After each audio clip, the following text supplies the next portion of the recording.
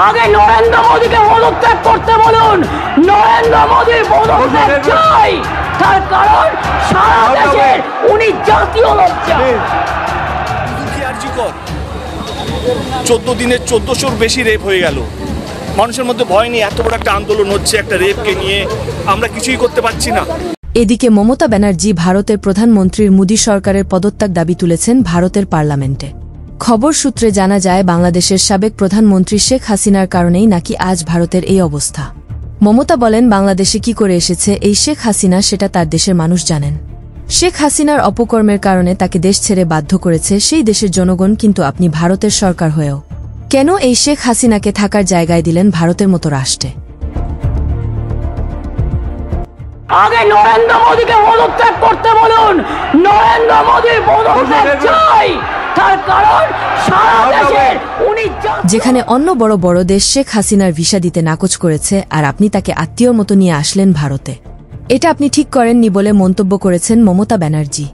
মমতা ব্যানার্জি আরও বলেন, আপনি শেখ হাসিনাকে নেওয়ার আগে বৈঠক বা প্রেস কনফারেন্স করতে পারতেন, কিন্তু তা আপনি না করে এই রকম যার বিরুদ্ধে কয়েকশো কোটি টাকার মামলা থেকে শুরু করে অনেক হত্যাকাণ্ডের সাথে তিনি জড়িত হয়েও কিভাবে এই ভারতে এসে স্থান নিতে পারেন আমাকে জবাব দিতে হবে বলে জানান এই মমতা ব্যানার্জি।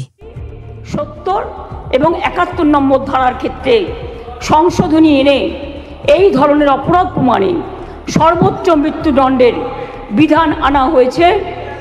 খবর সূত্রে জানা যায় বাংলাদেশের মতো শুরু হয়েছে পাকিস্তান ও ভারতে একের পর এক দাবি দিয়ে যাচ্ছেন সাধারণ জনগণ থেকে শুরু করে নানান পেশার মানুষ।